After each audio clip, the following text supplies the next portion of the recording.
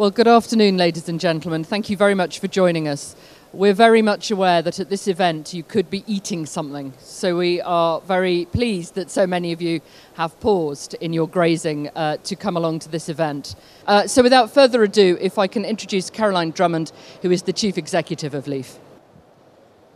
Great. Well, thank you very much indeed. And it's a fantastic opportunity for us to really put a marker in the sand to start actually defining what sustainability looks like.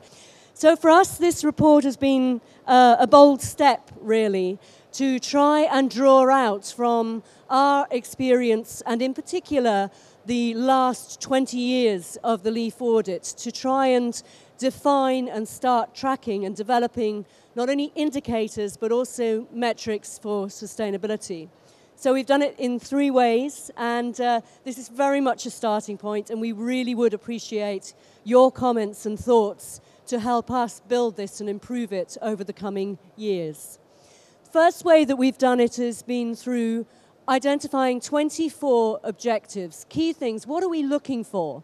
Improving the soil, improving biodiversity, improving social capital. And we've drawn out actually what is really the framework of our audit, the Leaf audit, and the experiences of that. We have then carried out a questionnaire amongst all the exhibitors here. We had nearly 1,000 responding to that questionnaire, and I'll just come on to some of the results from that as well. And then we went to question our farmers as well to feel how confident are they in terms of sustainability. When we asked farmers how confident they were in delivering sustainability, we've seen over the last 5 years, so since 2008, a 64% increase in financial sustainability, an 80.9% increase in actually believing that they're delivering more for the environment. That's really encouraging. And then alongside that, speaking to the exhibitors here at the IFE exhibition, 82% agreed that sustainability is very important to their business.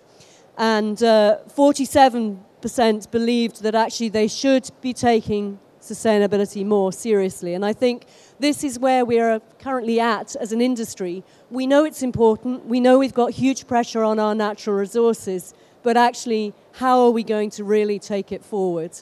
And so we believe this is a good starting point.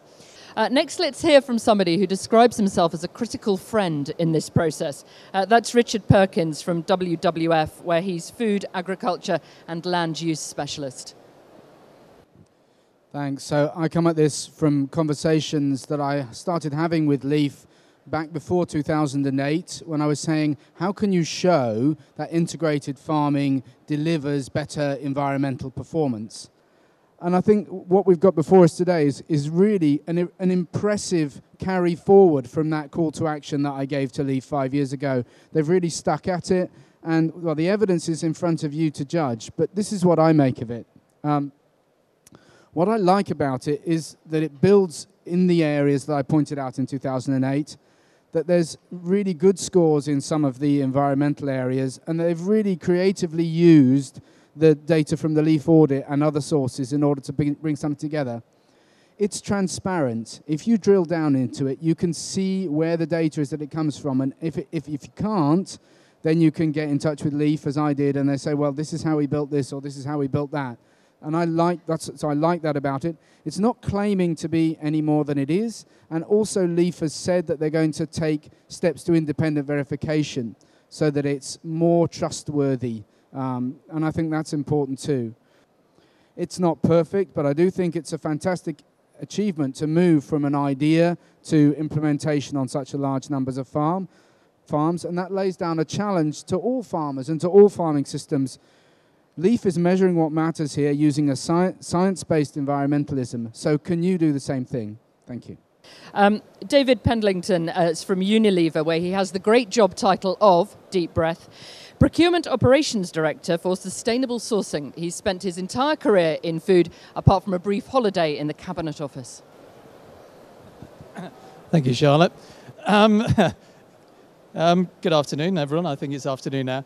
So why am I here? Well, I think I'm here because Unilever launched its Unilever Sustainable Living Plan, which has three big goals within that, which is halve our environmental footprint of our business, help 1 billion people improve their health and well-being through the use of our products. We're a fast-moving consumer goods company, so hopefully a number of you in the audience are using our brands such as Persil, PG Tips, Marmite, Knorr, Carte d'Or, Ben & Jerry's, Flora or Hellmann's.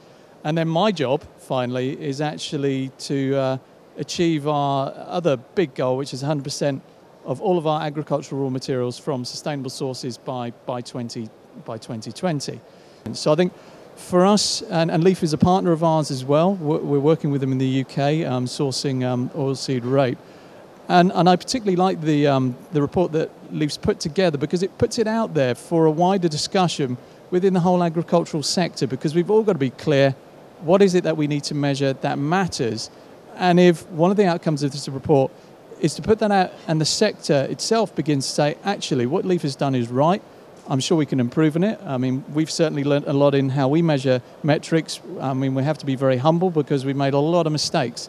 But it's a really useful discussion document to get out there because it is really vitally important that we all understand the impact of our businesses.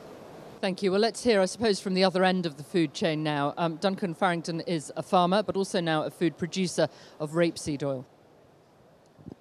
Thank you, Charlotte. Yes, I'll give it a perspective from the farmer's point of view and from the three core sustainability measures of economic, environment and social health, and what we've done on our farm.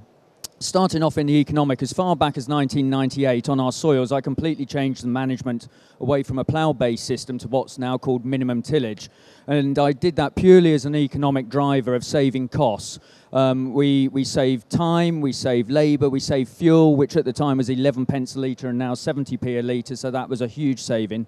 But also in there, we've measured the soil over the years, and the organic carbon of the soil has increased by 24%. From our point of view, it had added benefits of increasing the biologically available nutrition in the soil.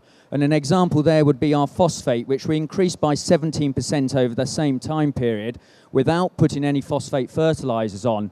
Now, forget the technicalities, but from my point of view, that was a saving of currently £14,000 a year on our farm. So again, genuine economic savings.